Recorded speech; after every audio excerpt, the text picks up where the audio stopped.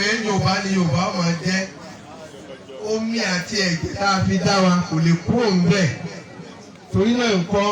oríkì orílẹ̀ tí obìnrin bá mọ̀ tí ọkọ àtìyàwó bá ní gbólóhùn asọ̀ tóbìnrin bá jí tó kúnlẹ̀ ní etí bẹ́ẹ̀dì ọkọ rẹ̀ tó bá ọkọ mi ọmọ òkúrò sọ òkú pàjá tó bá wẹ̀ sí kí ọkọ ẹ̀ gbólóhùn asọ̀ tí ẹ bá ní yóò tún bá ń bẹ̀ kò sẹ́ni tí ọmọ parí ìjà mọ́ torí bẹ́ẹ̀ tó yẹ ká máa múlò ká máa ṣe àmúlò rẹ̀ ni ṣùgbọ́n nígbà tí ọ̀làjú ẹ̀sìn ọ̀làjú dé òun la fẹ́ kó gbogbo rẹ̀ dà síta a dúpẹ́ fún irú àǹfààní tí ọba Adékúnlé mú wáyé níbí iwájú lọ́pàá ìbìtì rẹ́ sí iwájú lẹ́mọ̀ lọ ẹ̀yìn dèrò púpọ̀ pé síbí náà lónìí púpọ̀ náà lápèjọ lẹ́ẹ̀mí ipò òní rẹwà lọ́kànlọ́kàn lọ bí iṣu ẹ̀gbà òní gba ilé owó àwa dànù ṣe púpọ̀ a kú pé o. ọba fún wọn lẹ́tẹ̀wọ́ tó pọ̀ bá àtẹwọ́ àtẹ̀ síwájú díẹ̀ ibi tí mo dé yìí ìní ti pé olóyè Muraina Oyelami ibi yòówù tí bàbá bá wà olóyè Muraina Oyelami mo sì lo àǹfààní yẹn láti kí ẹnjìníà Fẹ́mi Dáramọ́lá pé wọ́n káàbọ̀ sáàrin wa o ẹ káàbọ̀ sálàfíà lẹ́dẹ́ o iná mẹ́jọ púpọ̀ bá a.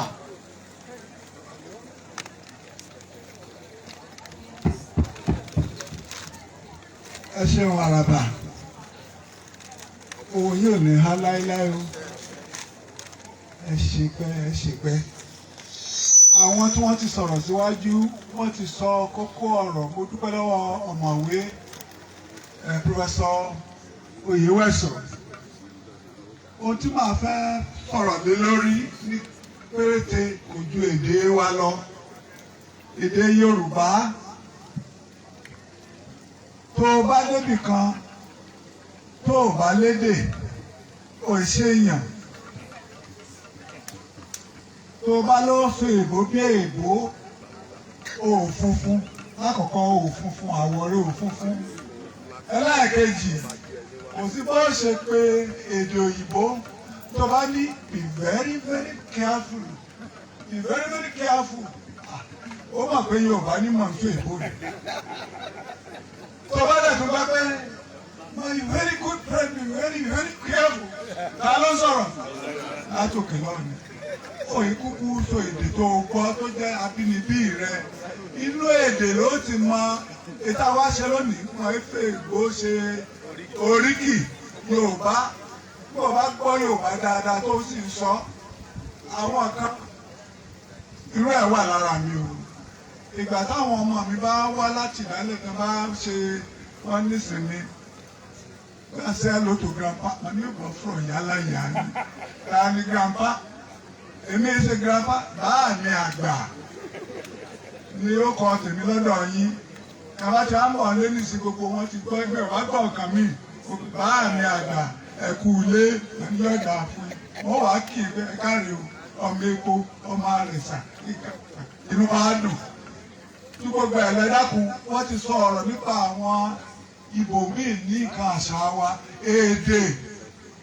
ẹ má jẹ́ kó kó wa ríra láti lè máa sọ èdè wa ọ̀jọ̀gbọ́n Oyèwẹ̀sọ wọ́n ti tẹnumọ́ ti pẹ́ kò sí mi máa ti sọ̀rọ̀ tí mi ò ní dárúkọ wọn nípa ọ̀rọ̀ èdè tí ò bá sí èdè kò sí àṣà tí ò bá sí àṣà kò síran tí ò bá sí àṣà kò sẹ́sìn ó dọwọ́ wa o bàbá ẹ̀bùrú ibà àṣeṣe tún ṣe o bàbá ṣèyí tán àṣe nísì ẹ ṣé mo dúpẹ́ o. ẹ ṣeun tá a bá débi àkànṣe ọ̀rọ̀ tó jẹ́ pàtàkì tó jẹ́ kò ṣe é mọ́ ní ọ̀rọ̀ inú mẹ́dọ̀ ṣé ibi tí mo dé yìí ni mo pé kí bàbá mi káàbọ̀ Honorable Sọlá Ọládépò Ọ̀ṣun State Commissioner for Environment wọ́n ti wà láàrin wọn bí ẹ káàbọ̀ sálàfíà lẹ́dẹ́ o. Olórí Mary Bámigbádé mo kí àwọn náà káàbọ̀ ẹ rí i pé Ẹ̀bùrú Adékúnlé Yorùbá Cultural níbi tí wọ́n ń gbé ṣe ìgbélárugẹ oríkì orílẹ̀ pẹ̀lú àjọṣepọ̀ Ministry of Culture and Tourism Ọ̀yọ́ State Ọ̀ṣun State wọ́n bẹ̀ ń bí tí èyí bá jẹ́ pé ìbáṣepọ̀ Ministry of Culture tourism ní ìpínlẹ̀ Ọ̀ṣun àkíní ọ̀hún kò bá ti sùn dáadáa àmọ́ omukosùn Chief Abiola Ògúndòkò mọ́ráwọn náà níbẹ̀ yẹn ẹ káàbọ̀ o sálàfíà lẹ́dẹ́ o ẹjọ́ ṣe báyìí ọ̀gbẹ́ni Tony Ọ̀dẹ́yẹmí Secretary Iba Descendant Union ibo làwọn wà.